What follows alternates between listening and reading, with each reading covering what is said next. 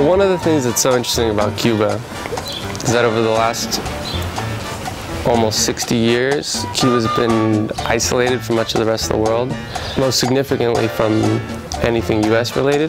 You kind of feel like you're entering a time warp because all of the cars from the 1950s, everything that was coming in from the United States before the revolution, they're still here, they're still functioning. And at first it's shocking and kind of weird because you're just not used to it.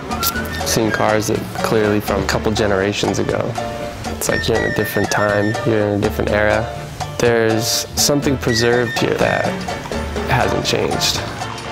I've been to Cuba for the first time in 2011, and in the last 2 years actually many things have changed for Cubans, and I wanted to come back because we didn't have a filmer at that time with us, so all we did was film each other, but I had the feeling that the island had much more potential to film a real skate clipper, to document the skate spots they have.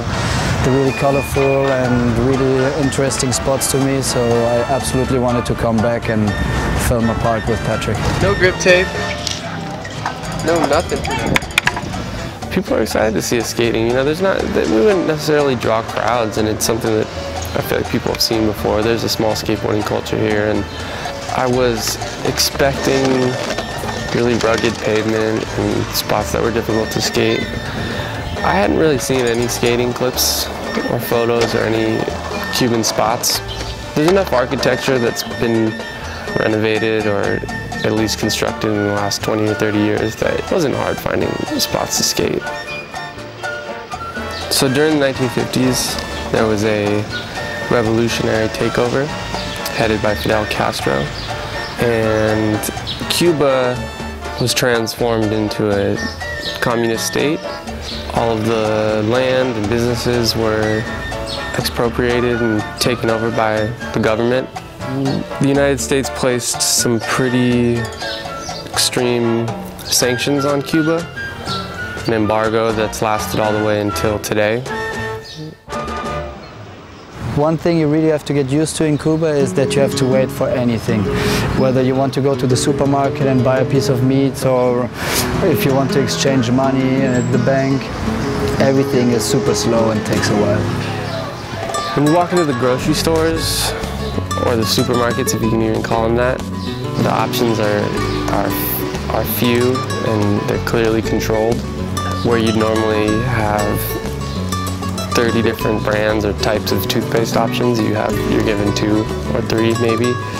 You don't have much to choose from. So rather than seeing billboards with Coca-Cola signs, the advertisements are replaced by government revolution-related propaganda.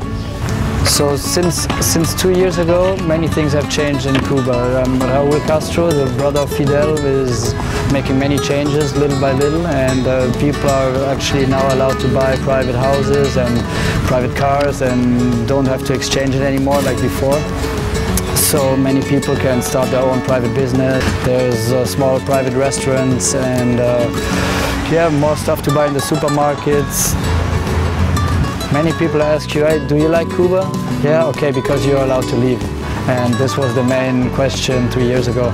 Now this time, as people are allowed to have a passport and they're able to leave the country if they want, I think many people feel more free just to know, to have the opportunity to go if you really want and not to have to escape. It's really great for the people, I think. To me, what I really appreciated on this trip was that we didn't have access to internet, just maybe 1 or 2 times when we went to the fancy hotel.